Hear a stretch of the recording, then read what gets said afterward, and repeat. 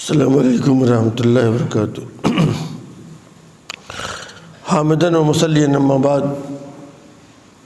اسلامی بھائیوں، اللہ تعالیٰ نے بہت ساری مخلوقات کی تخلیق کی، انسان کو بنایا، جانوروں کو بنایا، پرندوں کو بنایا، اور جتنی بھی اس کی مخلوقات ہیں ان تمام مخلوقات میں مذکر اور مؤنث رکھا۔ جس طریقے سے انسان ہے اسی طریقے سے جانوروں،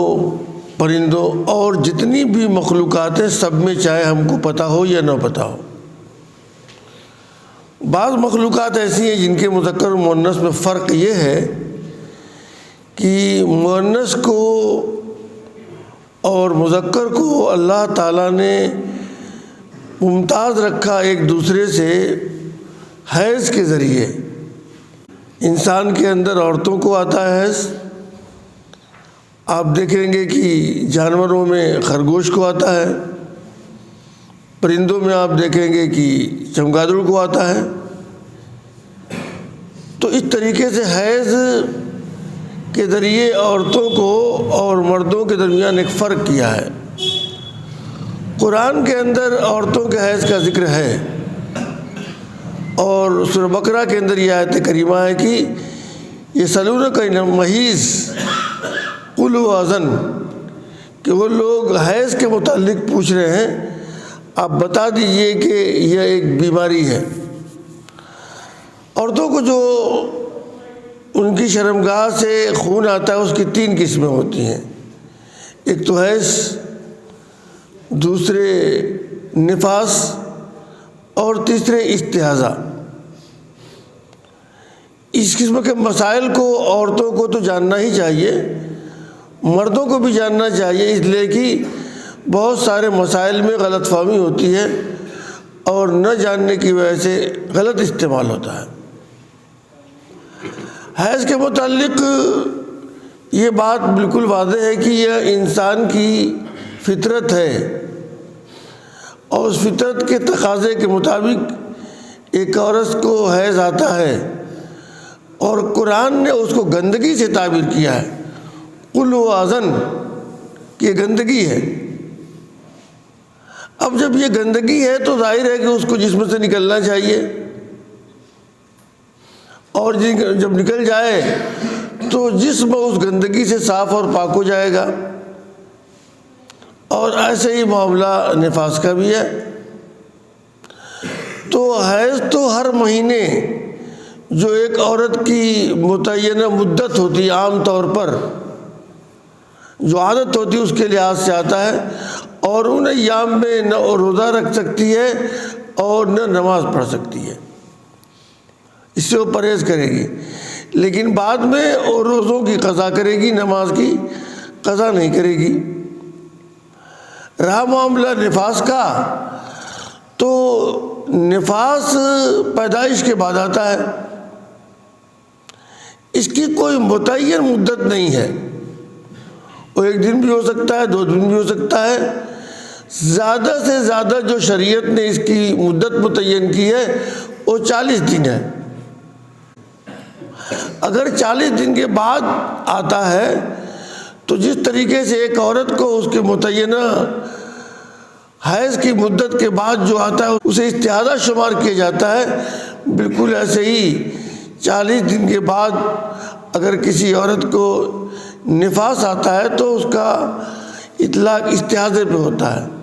اور استحاضے کا جو خون ہوتا ہے یہ نفاس اور حیض کے علاوہ ہوتا ہے۔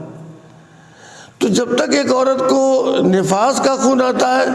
تب تک وہ بھی نماز روزہ نہیں کرے گی، لیکن جہاں تک معاملہ استحاضے کا ہے تو استحاضے کی صورت میں وہ نماز بھی پڑھے گی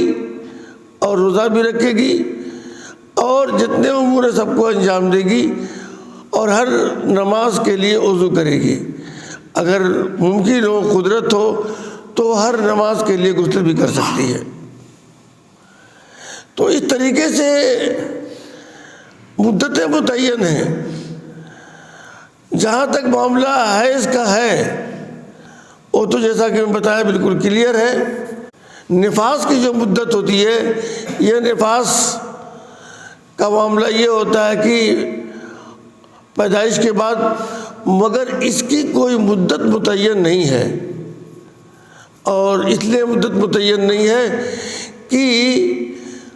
پیدائش کے بعد 1 دن بھی آ سکتا ہے، 2 دن بھی آ سکتا ہے، اور 40 دن بھی آ سکتا ہے۔ لیکن جہاں تک میں سمجھتا ہوں عام طور پر عورتوں میں بھی اور مردوں میں بھی یہ غلط فہمی ہے، اور یہ سمجھتے ہیں یا سمجھتی ہیں کہ اس کی مدت 40 ہی دن ہے، اس لیے 40 دن کو پرہیز ہی کرنا ہے، اور 40 دن پرہیز کرنے کے بعد ہی غسل کرنا اور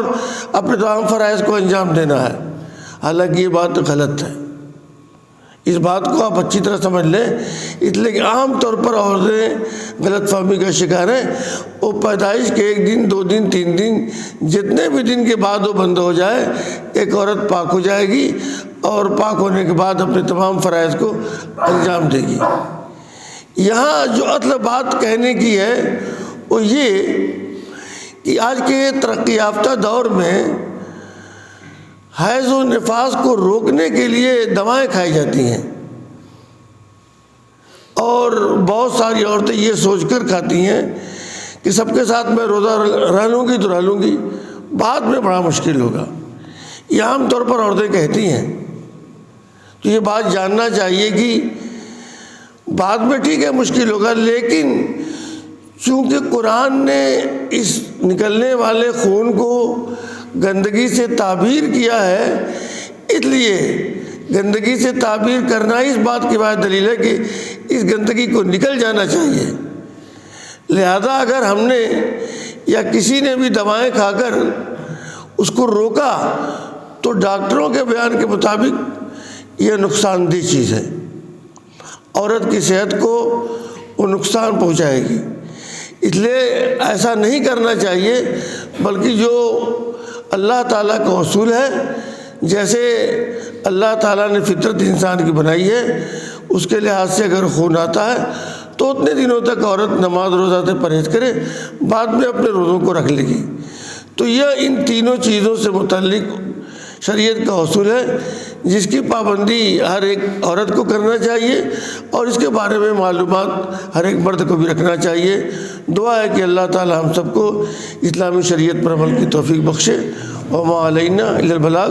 والسلام علیکم ورحمۃ اللہ وبرکاتہ۔